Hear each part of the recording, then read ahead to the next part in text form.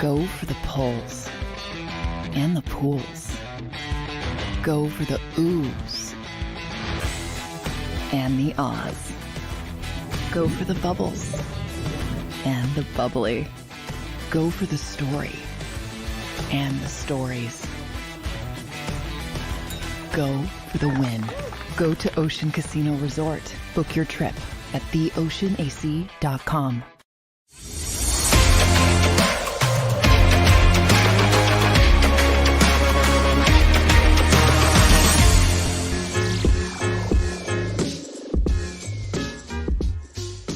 What's up, everybody, and welcome in to the Legal Hands to the Face show with Bill Colarulo. This is our weekly show, our weekly Philadelphia Eagles talk show.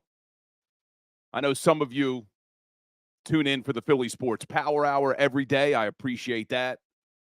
I know a lot of you have been tuning in to 97.5 The Fanatic on Saturday and Sunday mornings for Fanatic Weekend with me as well. So I do appreciate all of the support. But this is the original, the Legal Hands to the Face show. Our first show that we've ever done was right here on the Legal Hands to the Face show. So we're going to keep this coming every single week. And we're live across the JAKIB Sports Network. We're live across all my social media platforms. Bill Colarulo, Philly Sports Talk. We're live on TikTok as well. So got a good show planned. We'll be with you from 6 to 7 tonight, all Philadelphia Eagles. My other shows now, we do all four sports, all four major sports. But this is all Eagles for a full 60 minutes. And we'll take this show, we'll then upload the audio onto all the podcast platforms, and you could check that out at Legal Hands to the Face on any podcast platform. And if you're listening to the audio, because we do get a lot of downloads, and I appreciate all of you who listen in on the audio, leave me a review. It would really mean a lot, help us reach a lot more Eagles fans. Leave us a review on the podcast, and I appreciate you following the show. But a big show tonight. I'm excited to talk some Eagles, because even though we're in the offseason, still a lot to talk about. Less than a month away from free agency. 2 months away from the NFL draft. So there's a lot to talk about. I want to first talk about the importance of a quick start for this Eagles team. Then I want to talk about why I don't think the Super Bowl window is closed. I know there's a lot of people who are worried that the Eagles Super Bowl window is closing, and I don't think that it is for a few different reasons, and we're going to talk about that tonight. And I'm also going to talk about what I think they need to do, though, to win a Super Bowl as far as their roster management. What I need to see Howie Roseman do when free agency hits. So I don't think they're far away. I don't think things are as bad as some fans think that they are. But we'll talk about all of that.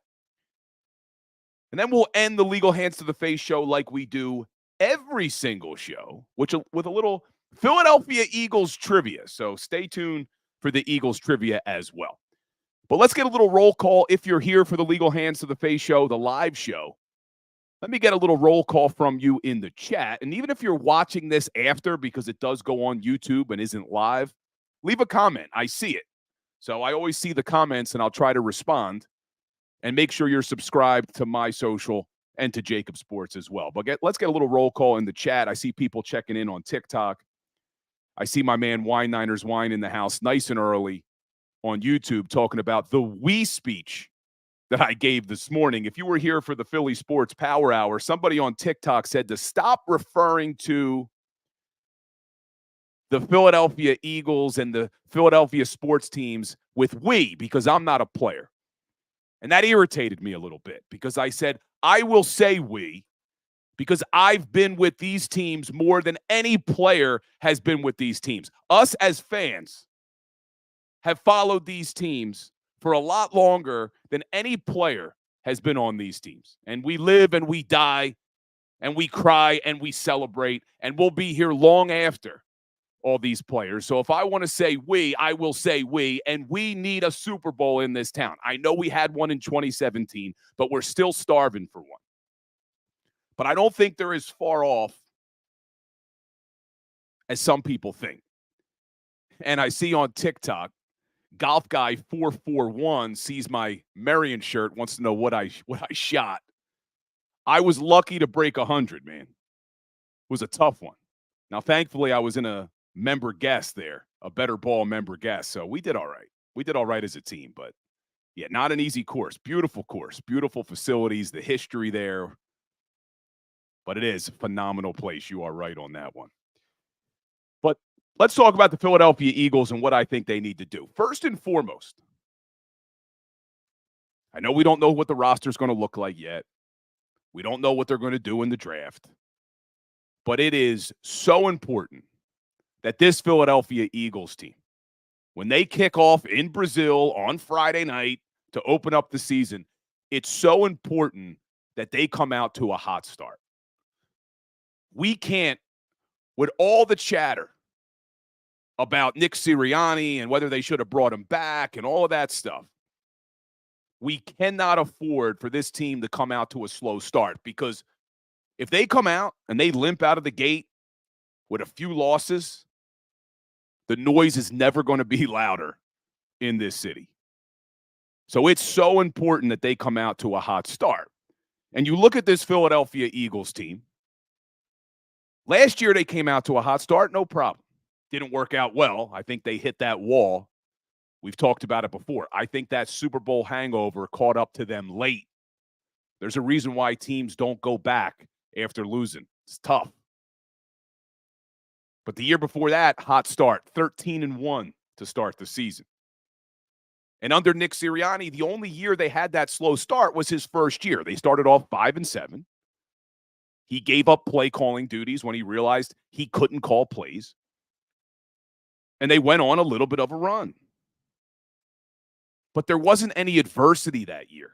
Even though they were 5-7, there was no expectation. So it was hard. Fans weren't that upset. I mean, we're always upset when they're not winning. But we weren't that upset because we didn't have any expectations.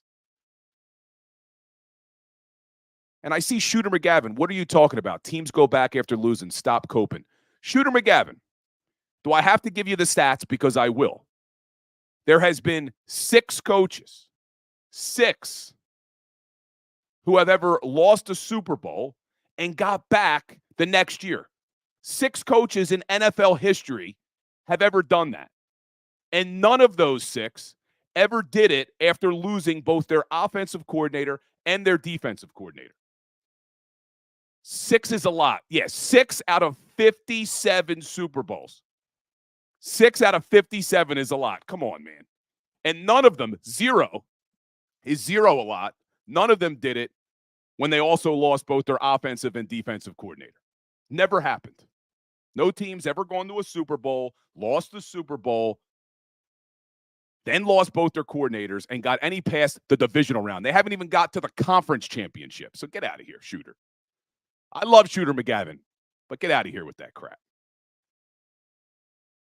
But you look at his first season, 5-7, the noise wasn't that loud because there were no expectations. But this season, coming off of the way the season ended, 10-1, and that collapse like we all saw, a lot of people wanted to move on from Sirianni. They have to come out to a hot start.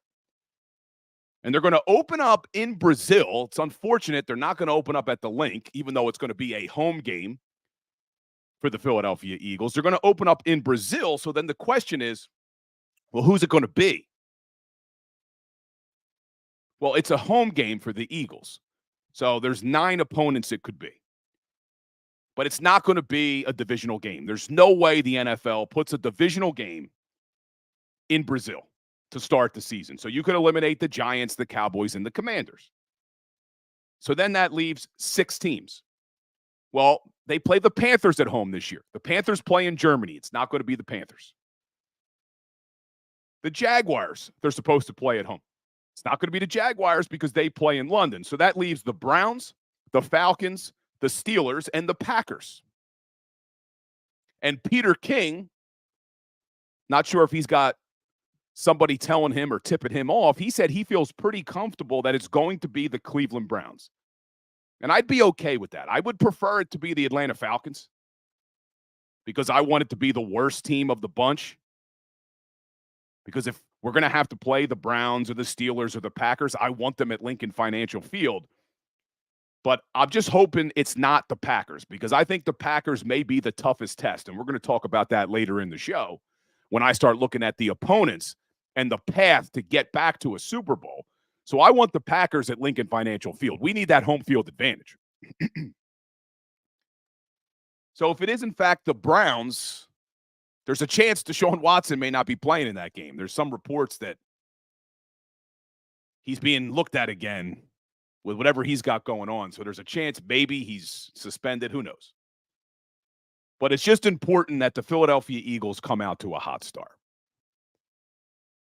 But I want to talk about why I don't think this team is that far away. And the reason why, and if you were here at the Philly Sports Power Hour today, I talked about it a little bit.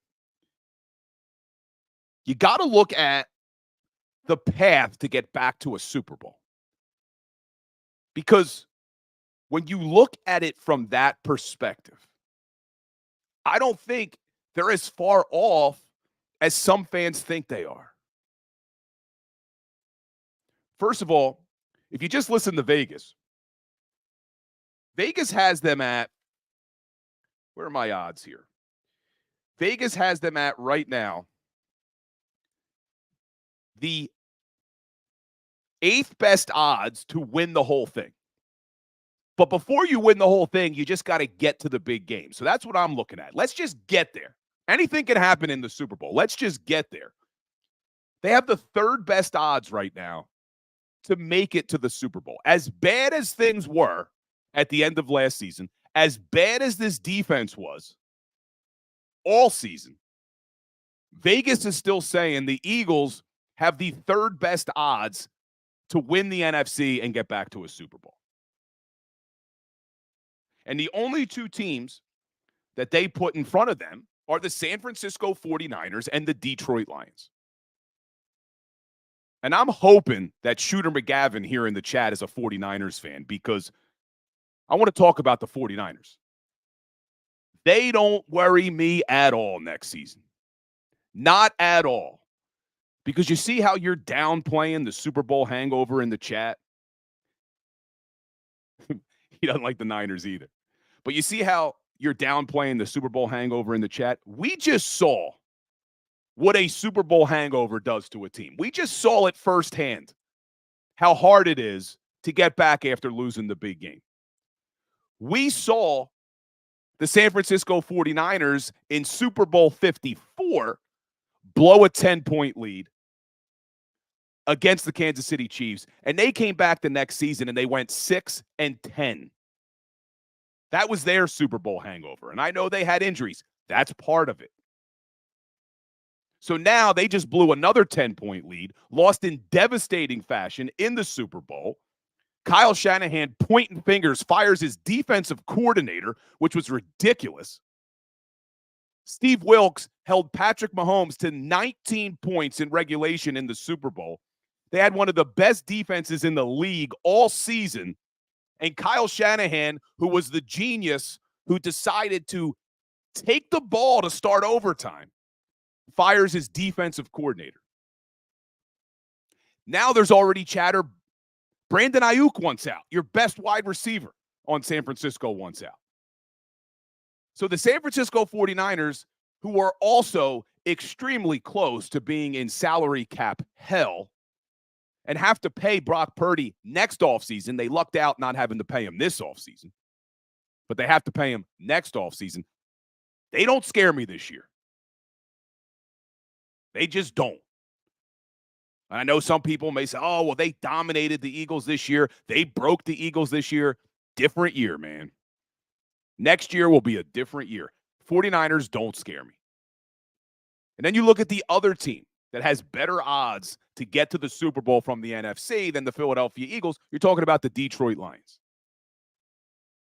Detroit Lions had a decent season. I know a lot of people like Dan Campbell. He doesn't scare me either. Dan Campbell single-handedly lost the NFC Championship game for the Detroit Lions.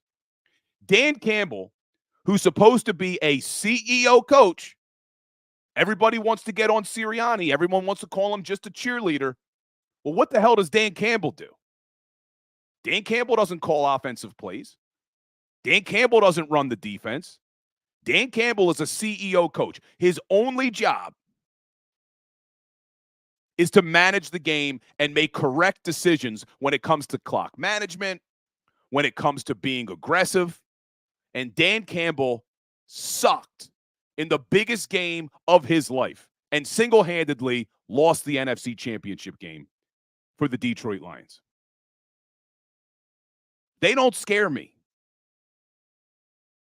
If the Philadelphia Eagles can build this roster the right way, which we're going to talk about later on in the show, the Detroit Lions don't scare me. And those are the only two teams right now, with as bad as things were for the Eagles this season, they're the only two teams that Vegas says has better odds to get to the Super Bowl than the Philadelphia Eagles. Now, there are two teams tied with the Eagles, the Dallas Cowboys. And I just talked about salary cap hell for the 49ers is coming. The Dallas Cowboys are a mess right now because they have a quarterback in the final year of his deal that has a $59.4 million cap hit in Dak Prescott. $59.4 million. And to put that into perspective, Jalen Hurts is 13.5 this season. Jalen Hurts will never reach $59 million in the next 5 years as far as his cap hit. He goes 13.5, 22, 32, 46, 54. Dak Prescott this season, 59.4. So the Cowboys have some tough decisions to make. They have to extend Dak Prescott. They have to. They got to lower that cap hit. So now they have to hitch their wagon to Dak Prescott for a few more years. And Dak will have a good regular season. He always does. But Dak can't win the big game. And Mike McCarthy isn't going to be the first NFL coach in history to win a Super Bowl with two franchises. It's not going to be Mike McCarthy. So the Cowboys don't scare me either. So that leaves one team in the NFC, and that's the Green Bay Packers.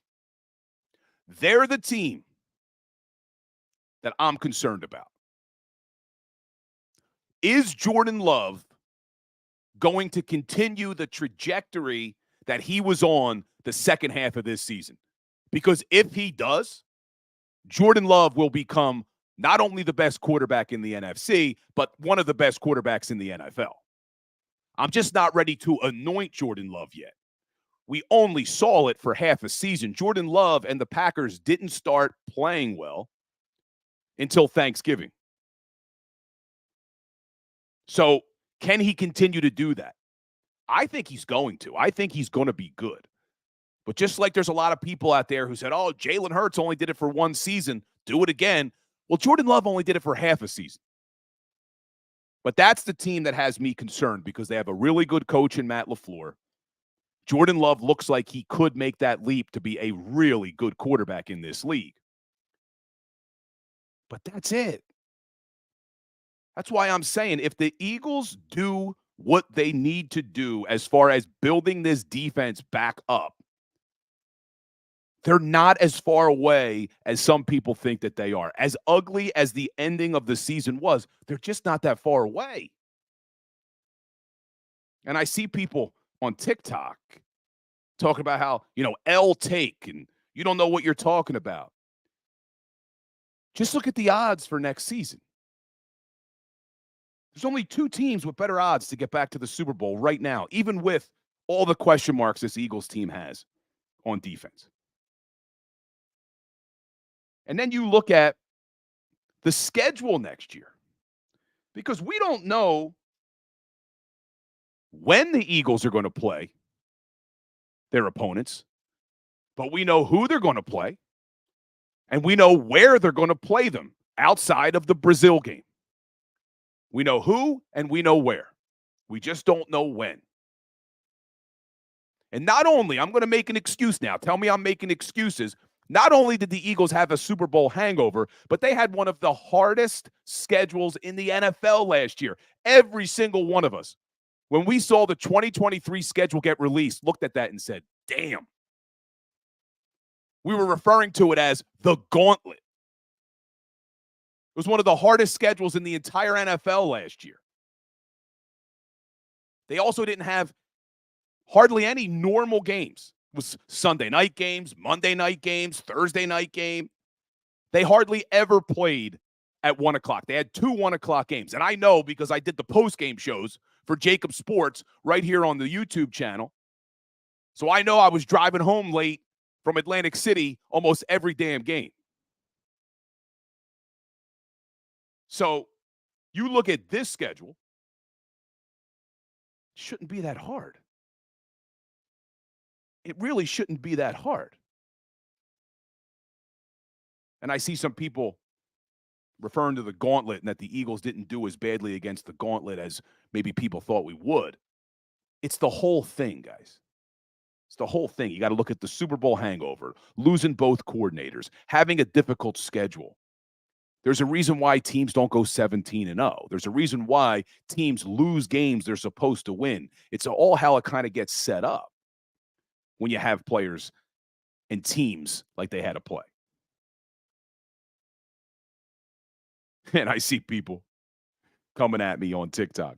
But listen to these opponents, and you tell me right now, just based off of the Vegas odds with regard to where they rank the Eagles and the other teams in the NFL when it comes to odds to get back to the Super Bowl, the Eagles will probably be favored in 14 out of their 17 games right now, looking at the schedule. We don't know when they're playing these teams, but this is who they have at home. They have the Giants, the Cowboys, and the Commanders, obviously. It's the divisional games. They should be favored at home against all 3 of those teams. Philly 007 says the Eagles have the 7th best odds to go back. They have the 7th best odds to win it all. I have them at 3rd best to go back, tied with Green Bay and Dallas. You getting different odds over there, 007? I have them at 8th best to win it all. And I'm using DraftKings odds over here. But you look at the teams they got. The Giants, the Cowboys, and the Commanders at home. They should be favored in all those games. You have the Panthers at home, one of the worst teams in the NFL. They'll be favored. You got the Atlanta Falcons, don't scare me, at home. They'll be favored. They have the Pittsburgh Steelers, who Mike Tomlin's a good coach. Is Kenny Pickett their quarterback? Is Mason Rudolph their quarterback? Eagles will be favored at home in that game. Then you got the Browns, the Packers, and the Jaguars. Tough games.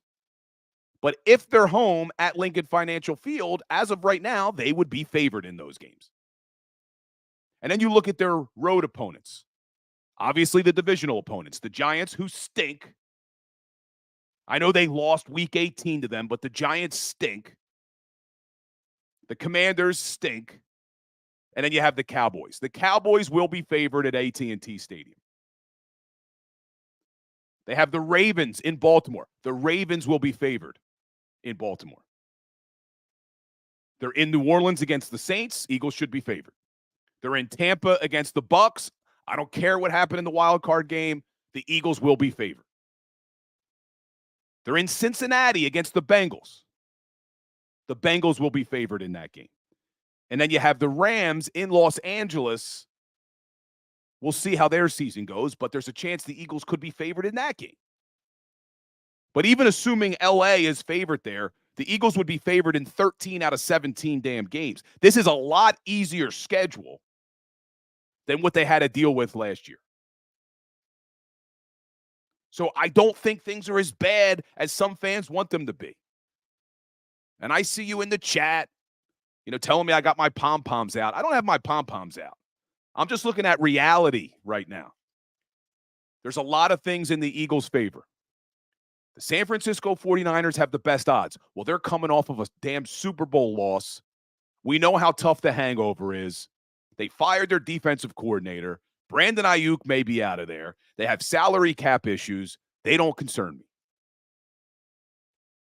And you look at the opponents that this team has to play, they have a lot easier schedule this year.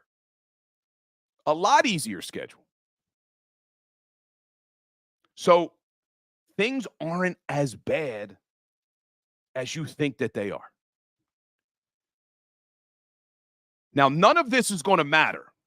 The opponents, the odds, none of it's going to matter if Howie Roseman doesn't build this defense back up. Because the defense was atrocious last year. And it wasn't just bad for some of the season. It was all of the season. But first off, I feel a hell of a lot more comfortable and a lot more confident in the coordinators that this team has this year. They went into last season coming off a Super Bowl hangover, trying to do something that no team has ever done, trying to replace both coordinators with Brian Johnson, who had 0 years of coordinator experience, had never called plays in the NFL, and Sean Desai with 1 year of defensive coordinator experience. They now go into this season with an easier schedule and with 2 proven coordinators. Vic Fangio, whether you like his scheme or not, has been a coordinator for 20 damn years with a lot of success in this league. And everything I'm hearing about him is he's a teacher. He's going to hold players accountable. I feel good about the Vic Fangio hire. And you look at Kellen Moore. Brian Johnson never called plays before. Kellen Moore's called plays for 5 years and did it on the number 1 ranked offense in the NFL 2 years ago, 3 years ago. So I'm feeling good. But none of this is going to matter if we don't get the personnel right.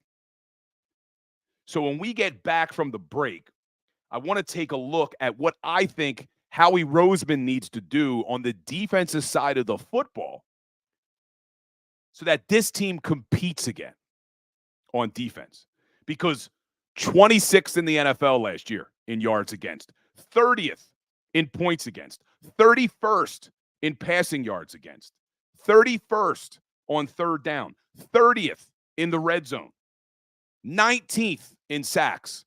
And this was 1 year removed from being number 2 in the NFL in total yards, number 1 in passing defense, number 1 in sacks. So when we get back from the break, I want to look at what I think they need to do. And I want to talk about some of these contract issues because I know there are people who say, hey, I want to get rid of this person or I want to get rid of that person. I want to look at what the contract ramifications would be with regard to the salary cap. So go ahead, hit that like button for me. Make sure you are subscribed to Bill Colarulo Philly Sports Talk. Make sure you are subscribed to the JAKIB Sports Network. And we'll be right back. Go for the pulls and the pools. Go for the oohs and the ahs. Go for the bubbles and the bubbly. Go for the story and the stories. Go for the win. Go to Ocean Casino Resort. Book your trip at theoceanac.com. Go to get your game on. Go for the beers. Go for the cheers. Go for the hit and the hits. Go for the stakes and the stakes. Go to get your parlay on. Go to get your party on. Go for the scene. Go for the screens. Go for the gallery. Go for the win. Go to Ocean. Visit theoceanac.com to plan your visit. At Pond Lehocky, we've recovered billions of dollars for our clients, and we're confident we can do the same for you. With over 250 years of combined courtroom experience, we've helped over 100,000 injured clients obtain some of the largest settlements in Pennsylvania. One conversation is all it takes to help you and your family get back on track. If you've been injured in an accident, give Pond Lehocky a call.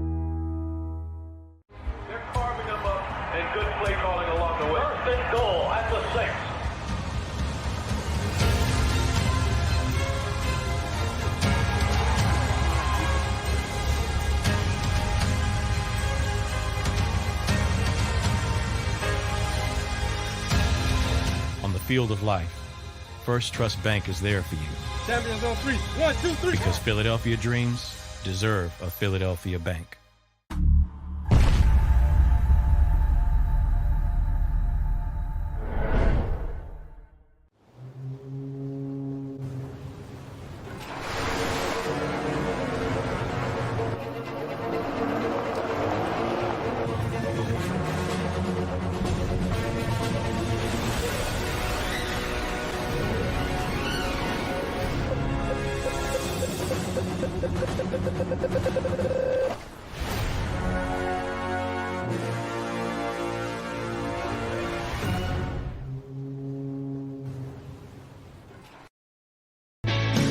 Hi everybody, my name's Jason Lombardi. I'm an inspector at DryTech.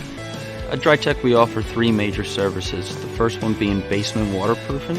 The second service we offer is foundation and structural repairs. And then the third service that we offer is mold remediation. If you feel you are having a waterproofing issue, give DryTech a call or check us out online.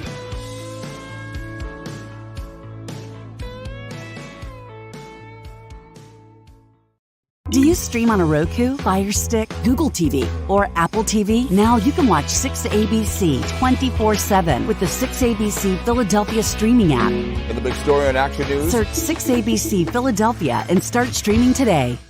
EAGLES, Eagles.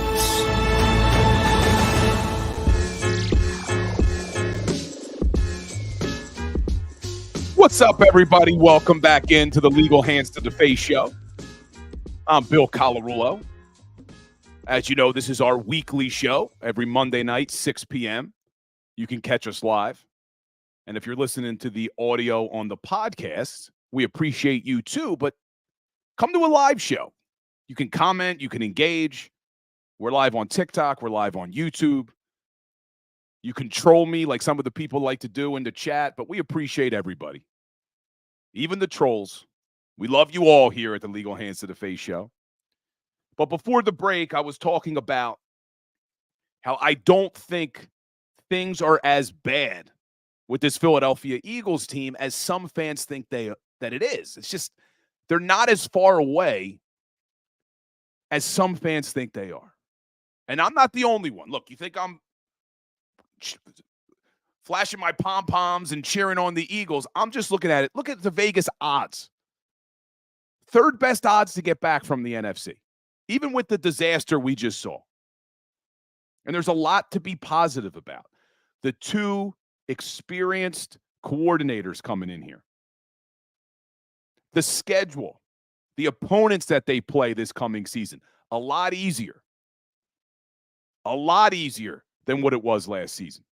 They're not coming off of a Super Bowl hangover like they were last year. So there's a lot to be positive about. But for any of this to matter, the defense has to get better. The Philadelphia Eagles defense was terrible last year. I just gave you the numbers before the break.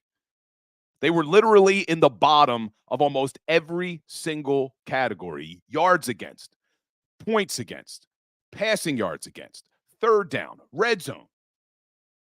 And you look at their rushing defense, they finished number 10, but that's only because of what they did the first 9 games of the year. First 9 games of the year, there was only one opponent that rushed for over 100 yards, and it was the Washington Commanders in an overtime game. They were holding opponents on average to 66 yards a game the first 9 games of the year. You look at the final 8 games, every single opponent rushed for over 100. They were giving up on average over 130 yards a game. So even that went to crap. So Howie Roseman, who really failed in building this defense, he's the one that needs to have the best 2024. Even more than Nick Sirianni. And I asked this question on my 97.5 The Fanatic show a couple of weekends ago as to who needs a better 2024, Howie Roseman or Nick Sirianni. And some people, oh, well, it's clearly Nick Sirianni. It's not. It's Howie Roseman because Sirianni has Kellen Moore on the offense. He has Vic Fangio calling the defense. But it's up to Howie Roseman to give Vic Fangio the players he needs on defense. I'm okay with the offense. I think the offense is going to be just fine, even if Jason Kelce retires. And we could have that debate again. I talked about it last week on the show. I'm okay if Kelce wants to retire. I love him.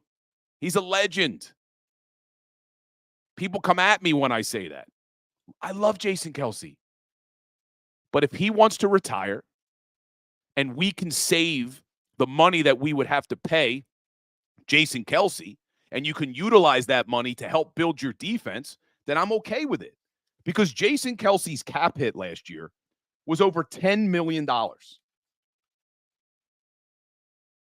Jurgens next year would have a $1.8 million cap hit. So you're going to save close to $9 million, over $8 million by moving on to Cam Jurgens. And yes, there will be a drop-off in play. There will be a drop-off in play. But I'd rather that drop-off and take that money invested on the defensive side of the football, get an upgrade at wide receiver 3, get an upgrade to Dallas Goedert, his backup tight end. Not Dallas Goedert. I like Goddard. But his backup tight end. Because Jack Stoll and Grant Calcaterra weren't cutting it this year. But I'm okay on offense. I know we don't know who the running back's going to be. DeAndre Swift's a free agent. Rashad Penny, who did nothing's a free agent. Boston Scott's a free agent. I think Boston Scott's a free agent. I could be wrong on that. Boston Scott may still be here. But Penny and Swift are free agents. So they got to figure something out at running back. But the offense will be fine. It's the defense where they need the playmakers. So for me, you look at the defensive side of the football. Let's start on the defensive line. They absolutely have to upgrade their depth at the edge rushing position. And if they do, in fact, trade Hassan Reddick, which we still don't know what's going to happen, they may not only have to upgrade at the edge, they may need another star at the edge. Because if you let Hassan Reddick walk, you don't have anyone on your roster right now to give you that level of production. Nolan Smith didn't prove to us that he's going to get to Hassan Reddick's level. I'm not ruling out Nolan Smith. It was only his rookie season. You can't write the guy off. But we can't go into this season saying, okay, we're going to rely on Nolan Smith, Josh Sweat, and a bunch of young guys on the edge. So if you do, in fact, trade Hassan Reddick, which could save you a lot of money on the cap, because Hassan Reddick's cap this year is $22 million. So if there's a way that they could trade Reddick and save that $22 million, well, then put that savings to use. Go out and sign somebody else. There's a name that's being floated around, and that's Van Ginkel, who has some ties to Vic Fangio. Now, I don't think he's on Hassan Reddick's level, but there's some other big names. You got Josh Allen from Jacksonville. Well, that's a pipe dream. I'm not sure they would get him, but he's going to be out there. He's younger than Reddick. You got Brian Burns from Carolina, Daniel Hunter from Minnesota, Bryce Huff from the New York Jets. There's going to be other edge rushers that if they do, in fact, move on from Reddick, you better replace him with another star. But even if Reddick's here, they need depth. You saw Josh Sweat hit a wall this year. You saw even Hassan Reddick hit a wall. Didn't help that they were dropping him into damn coverage all the time, that he couldn't get that pass rush going. But they need depth on the edge. But I think you all are going to agree with me when I say the most important position for me on that defensive side of the football, and it's going to require Howie Roseman to change his philosophy, they have to bring in a linebacker. They absolutely 100% have to bring in a linebacker on this defense. And I'm not talking about the draft. I want to see them draft a linebacker, but I need more than that at the linebacker position. Because you can't go into this season with Nakobe Dean, who's still an unknown. Whoever you draft will be a rookie. Even if you took him in the first round, which I highly doubt they would do, even if you took a linebacker in the first round, there's no guarantee he will be ready to play week 1, game 1. So you can't go into this season with unknown Nakobe Dean, unknown rookie that you draft, unknown Ben Van Sumeren. Howie Roseman needs to make a splash in free agency at linebacker. They got to do something. There's going to be some linebackers available. Frankie Lavu from Carolina. Levante David, but he may be a little too old. Patrick Queen from Baltimore. He'd look good in an Eagles uniform. Jordan Brooks from Seattle. There's some players that could be available, but the Philadelphia Eagles would have to change the way they think. And I mentioned Van Ginkel. Van Ginkel is a guy who played under Vic Fangio last season and did have some success. So there's names out there that they could go out and get. But for me, priorities. Linebackers, number 1. Edge rusher. Well, if you move on from Reddick, you need an edge rusher stud. And you need depth. And then the next position, if we're going in order for me, it's not corner. It's safety. Because I know there are a lot of people who want them to upgrade at the cornerback position. You may call me crazy. I'm not as concerned about cornerback as I am about edge, linebacker, and safety. Because you look at the corners on this team. You have Darius Slay, who, say what you will about Darius Slay. I know we've had some problems with him. Our fans have had issues with him. He's still playing at a pretty high level. I'm okay with Slay coming back next season and being one of the starters on the outside. And then you have young guys like Keely Ringo and Eli Ricks who battled this year, who maybe under a coach like Vic Fangio, who's a great teacher from everything I understand, maybe you see a big leap from Keely Ringo and Eli Ricks. But even assuming you don't get that big leap, you have Zach McPherson coming back from his Achilles tear that happened in training camp last year. There were a lot of people inside that Eagles organization who were high on Zach McPherson this coming season if he didn't get hurt.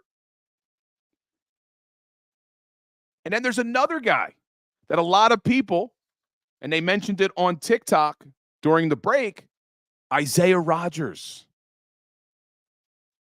I'm mad at Howie Roseman for the way he built this defense. But when Howie does good things, you should give him credit. Isaiah Rodgers was suspended by the NFL last year for gambling, and the Indianapolis Colts just cut him. And as soon as they cut him, Howie Roseman swooped in and signed Isaiah Rodgers. And this is a young, promising corner in the NFL. So now you have on this roster Darius Slay, Keely Ringo, Eli Ricks, Zach McPherson, Isaiah Rodgers. To me, that's not a bad 5 corners on your team. Isaiah Rodgers is only 26 years old. Now, there's 2 guys that I didn't mention. And that's James Bradbury and Avonte Maddox. And there's a reason why I didn't mention them, because I don't know if either one of them will be back on this team next year. Let's first start with Avonte Maddox. As good as he's been, when he's healthy, that's been a big if. Can he stay healthy? He's only played 13 games in 2 seasons. But here's where the bigger problem lies. His cap hit this season goes from $4 million last year to close to $10 million this year, and it's the final year of his deal. So there's no way in hell, with all of the needs that the Eagles have on the defensive side of the football, that you can tie up $10 million in cap space on a player that's only played 13 games in his last 2 seasons? You can't do it. So unless Avonte Maddox is willing to renegotiate that deal, get that cap hit way down, he's not back next year. Because if they cut him with a post-June 1st designation, they save $7.1 million on the cap. So unless Maddox agrees to an extension that lowers that down, renegotiates his deal that lowers that down, he's gone. And then James Bradbury's the other one. Now, JB, entirely different reason. It's performance-based. We saw him take a massive step backwards this season. And I don't think there's anybody here who has any confidence that JB is going to bounce back to the guy you saw in 2022. But as good as Howie Roseman is when it comes to giving contracts, and he's usually really smart with the contracts he gives, the James Bradbury contract is a disaster for them to try to get out from under. If he's on the roster this coming season, James Bradbury has a cap hit of $4.35 million.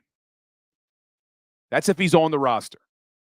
If they cut him before June 1st, his dead cap number skyrockets to $15.2 million.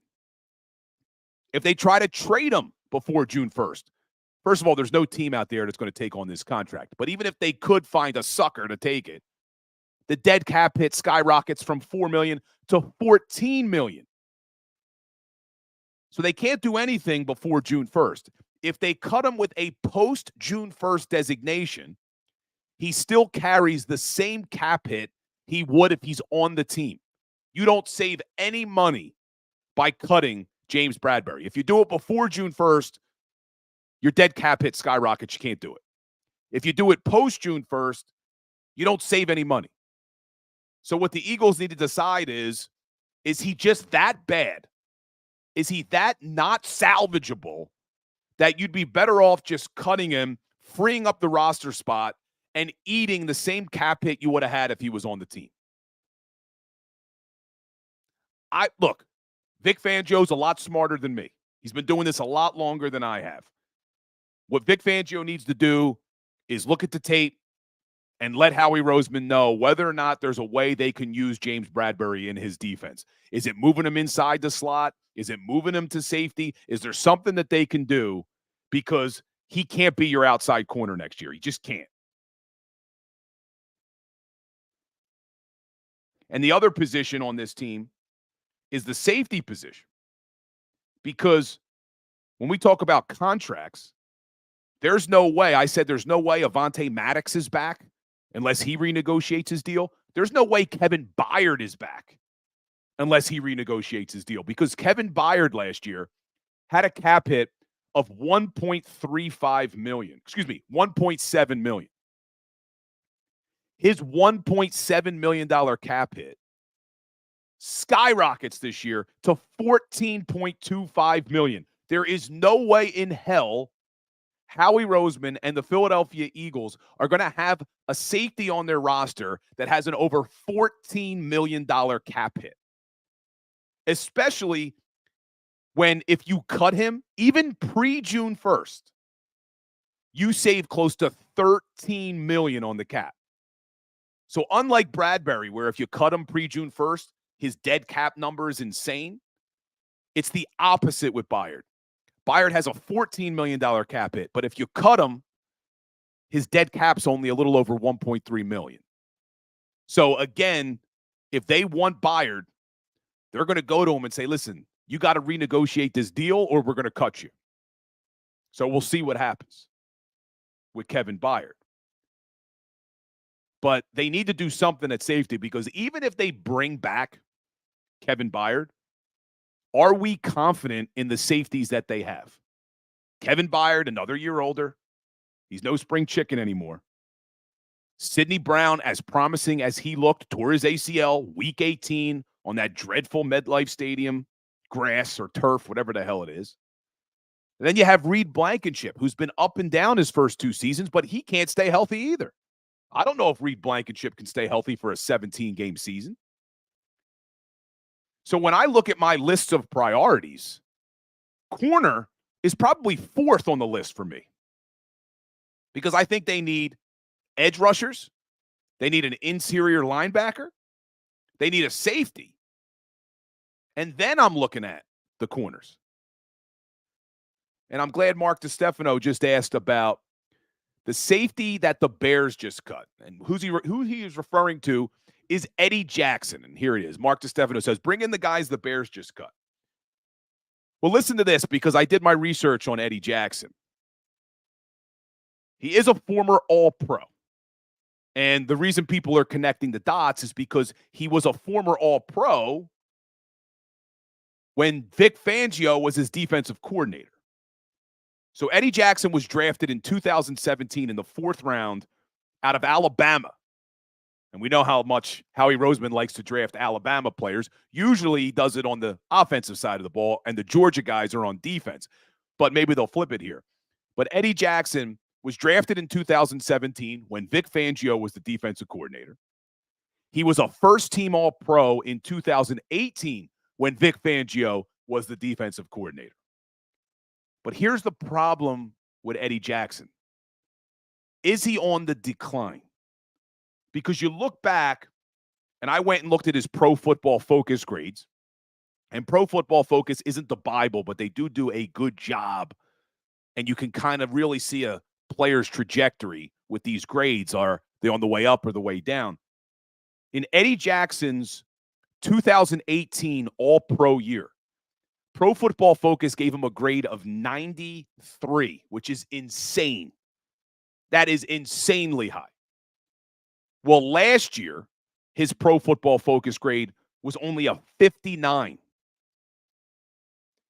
To put that into perspective, because Mark DiStefano said his decline may be better than what we already have. Last year, Eddie Jackson's grade, according to Pro Football Focus, was a 59. Reed Blankenship was a 73. Kevin Byard was a 74. So Byard and Blankenship were graded a lot higher than Eddie Jackson. Now, is that because Eddie Jackson was on a bad Chicago Bears team? Again, I'm deferring to Vic Fangio. He's coached this guy before. Look at the tape, and you tell me if he can still play. And if he can, you tell Howie Roseman, go sign him. Because one of my concerns about Reed Blankenship was he couldn't stay healthy. Well, that's not a problem with Eddie Jackson. In 7 seasons, Eddie Jackson has started all 100 games. So you talk about durability, Eddie Jackson has it. And everything I'm hearing is he's a great locker room guy. He was loved in Chicago. He was a captain. The city loved him. So there's a lot of things to like about Eddie Jackson. The only question is, how much does he have left? That's the question. But I'll tell you, my pipe dream, my wish would be if they could get Antoine Winfield Jr. It's not going to happen. I think the Bucs will probably franchise tag him. But, man, that's who I would want. Antoine Winfield Jr. There's some other safeties available, too. You got Kyle Duggar from New England. Cameron Curl from Washington. He's pretty good. Xavier McKinney from the Giants. You got Geno Stone from the Baltimore Ravens. Chauncey Gardner-Johnson. I don't think he would come back. But there's some other options there at safety. But that's my priorities. Edge rushers, inside linebacker, safety. Then I'll worry about the corners. But our hour's almost up. This time flies by. So we didn't have a chance to talk at all about Jalen Hurts and how he compares. I gave my rankings today. So if you follow me on Twitter or Instagram or even here on TikTok, I gave my NFC quarterback rankings. And I told the Power Hour crew we're going to talk about it tomorrow. So if you're around, tune in tomorrow, 10 o'clock, for the Philly Sports Power Hour, because we're going to get into my NFC quarterback rankings. And if you're listening to the audio of this podcast, go to my social media, go to Twitter or Instagram. Let me know what you think about my NFC quarterback rankings. You could also go to YouTube, but make sure you're subscribed everywhere, whether you're listening to the audio or you're here live. Make sure you're following me all over the place. But like we end every Legal Hands to the Face show with a little Eagles trivia. So this one is, when did it happen last? So what's crazy is you look at this Philadelphia Eagles offense, and I know they were up and down this past season. They were dominant in 2022, and you have guys like A.J. Brown, and you had DeAndre Swift and Miles Sanders, and you have Jalen Hurts. So it surprised me that it's been as long as it has, but here's the question. When was the last time the Philadelphia Eagles had a 100-yard rusher, a 100-yard passer? Excuse me, let me redo that. When was the last time the Eagles had a 100-yard rusher, a 100-yard receiver, and a 300-yard passer in the same game? So 100 yards rushing by a player, 100 yards receiving by a player, and 300 yards passing by a player. When is the last time that all happened in a game for the Philadelphia Eagles? Tough one. You got to go way back. Way back. And while maybe you can throw some answers in the chat, I see my uncle Mark DiStefano, that's right, my uncle, talking about nepotism, talking about Phil Simms' child, Chris Simms, dissing Jalen Hurts. If you tuned into the Fanatic this weekend, I played the clip on 97.5 The Fanatic, and I talked about it. Chris Simms, man, he can't get Jalen Hurts out of his mouth talking about how Jalen Hurts is overrated. But coming out of the draft, he hated Jalen Hurts. 2021, he doesn't put Jalen Hurts on his top 40 quarterbacks. 2022, he ranks Jalen Hurts 25th behind Justin Fields, Zach Wilson, Daniel Jones, Jimmy G, Carson Wentz, Mac Jones, Baker Mayfield, Ryan Tannehill, Matt Ryan, Kyler Murray, and Derek Carr. Last year, he puts him at number 7 behind Trevor Lawrence. And he says Jalen Hurts is overrated. You're overrated, Chris Simms. Because in 2021, before the draft, not only did he have Zach Wilson rated as his number 1 quarterback, even over Trevor Lawrence, he said, and this is coming from Chris Simms' mouth, that Zach Wilson's baseline was Patrick Mahomes and Aaron Rodgers. That's where it starts, he said, with Zach Wilson. So Chris Simms, shut your mouth, man, because you are overrated. And you want to talk about, he was on a podcast, the Phoenix Cardinals podcast, saying that Jalen Hurts was overrated and that he would take Kyler Murray over Jalen Hurts. Get the hell out of here, Chris Simms. Get me all worked up, Mark. Get me all worked up. But the answer to the trivia question, and my Uncle Mark got that one. Look at him. He's close. He says Donovan McNabb, Brian Westbrook, and Terrell Owens. That is close, but that's not the correct answer. You have to go all the way back. And I was actually on the field. I was working with the Eagles at the time on the field. September 23rd, 2007, against the Detroit Lions. The Philadelphia Eagles crushed them that game, 56-21. Your 100-yard rusher was Brian Westbrook. Your 300-yard passer was Donovan McNabb. But your 100-yard receiver was Kevin Curtis. In fact, Kevin Curtis went for 221 and 3 touchdowns in that game. So who remembers that? But B. West had 14 carries for $110 and 2 touchdowns. Kevin Curtis, 11 catches, 221 and 3 touchdowns. And Donovan McNabb, 381 and 4 touchdowns. That's the last time they went 100, 100, 300 in a single game. You got to go back over 16 years to Eagles-Lions, and I was actually on the field. That's how long ago it was. I was working for the Birds back then with my man, Big Dom. But everybody, that's going to do it for the Legal Hands to the Face show tonight. I appreciate you spending this hour with me. Like I said, make sure you're following me and subscribed everywhere. And make sure you check me out on the Philly Sports Power Hour every day, 10 o'clock, right here on YouTube and TikTok. And check me out on Saturday and Sunday mornings on 97.5 The Fanatic from 9A to 12P. Would love to hear from you in the chat and would love to hear from you on the phones on The Fanatic.